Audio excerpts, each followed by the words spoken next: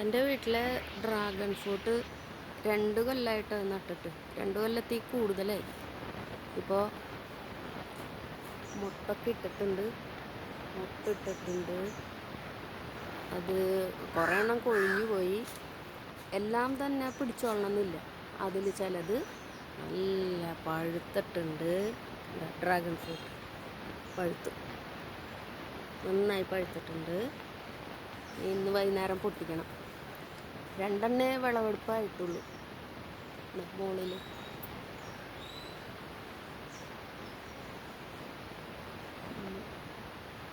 ചുമന്ന കളറായിട്ടുണ്ട്. ചുമന്ന കളറ്. ഇനി അത് ഒരു ദിവസം നമ്മൾ വിൽക്കാനാണ് എടുക്കണമെന്നുണ്ടെങ്കിൽ ഇപ്പം തന്നെ പൊട്ടിച്ചിട്ട് നമ്മൾ കടയിലൊക്കെ കൊടുത്ത് അവിടെ എത്തുമ്പോഴേക്കും ഇതാകും. ഇതിപ്പോൾ നമ്മൾ വിൽക്കണമെന്നില്ല, കഴിക്കുകയാണ്. അപ്പം അതുകൊണ്ട് അതിൻ്റെ ആവശ്യമില്ല.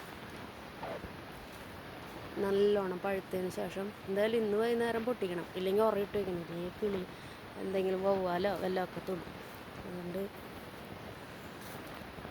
പൊട്ടി ഇനിയുണ്ട്, ഇനി ആവാനുണ്ട്, കുറച്ചെണ്ണം കൂടി ഉണ്ട്. ഇത് ഇവിടെ ഒരെണ്ണമുണ്ട്, ഒരു ഡ്രാഗൺ ഫ്രൂട്ടുണ്ട്, ഒരെണ്ണമുണ്ട്. 4-5 എണ്ണേ ഉള്ളൂ. ഒരു കുറച്ചെണ്ണം കൊഴിഞ്ഞു പോയിട്ടുണ്ട്.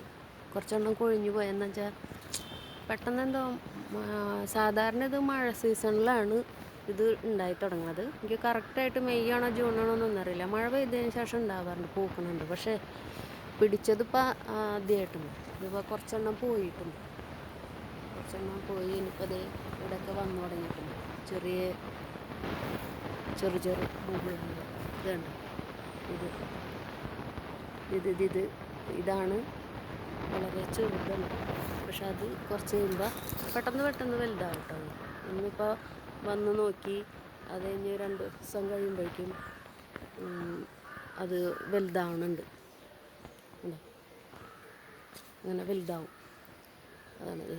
അതേപോലെ ഇപ്പോൾ ഒരു 5-6 ദിവസം അങ്ങോട്ടായിട്ടുള്ളൂ. 6-7 ദിവസമായിട്ടുള്ളൂ. അങ്ങനെ ഇതായിട്ടുണ്ട്. പിന്നെ ഞാൻ കാര്യമായിട്ടൊന്നും വളമിട്ടിട്ടില്ല. വളമിട്ടെന്നുണ്ടെങ്കിൽ സൂപ്പറായിട്ട് ഉണ്ടാവുമായിരുന്നു. കാര്യമായിട്ടൊന്നും വളമിട്ടിട്ടില്ല. ഇത്തിരി ചെങ്കല്ല് മണ്ണും ഇത്തിരി ചാണകവും മാത്രമേ ഇട്ടിട്ടുള്ളൂ. കുറച്ച് ഇലകളും ഈ ശീമക്കൊന്നയുടെ ഇലയുണ്ടല്ലോ, ഇത് ഇടാറുണ്ട്. ഇത് ഞാൻ ഇതിൻ്റെ കടയ്ക്കൽ തന്നെ ഇട്ടു. അപ്പോൾ അത് വീഴുമ്പോൾ അതിന് വളമാവില്ല. അതിന് വേണ്ടി അതിൻ്റെ കടയ്ക്കൽ തന്നെ പറഞ്ഞാൽ അങ്ങോട്ട് ഇത്തിരി നീക്കി ഇട്ട് കൊടുത്തേക്കണം. അങ്ങനെയാണ് ഉണ്ടാവും. നല്ല മനോഹരമായ ഡ്രാഗൺ ഫ്രൂട്ട്.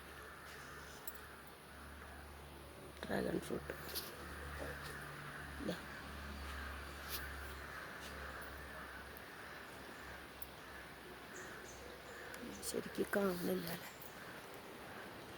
അല്ലേ? ഇങ്ങനെ കുറച്ചെണ്ണം ഉള്ളൂ.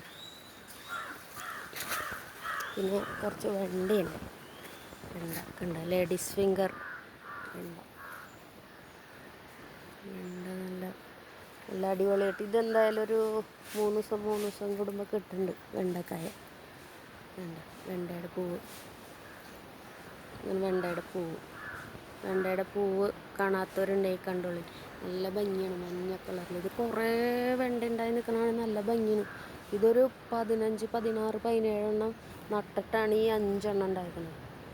ഇവിടെ കുറച്ച് ഒരു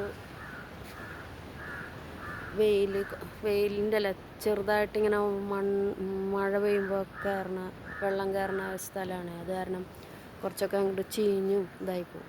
ഇതാണ് ഡ്രാഗൺ ഫ്രൂട്ട് കേട്ടോ.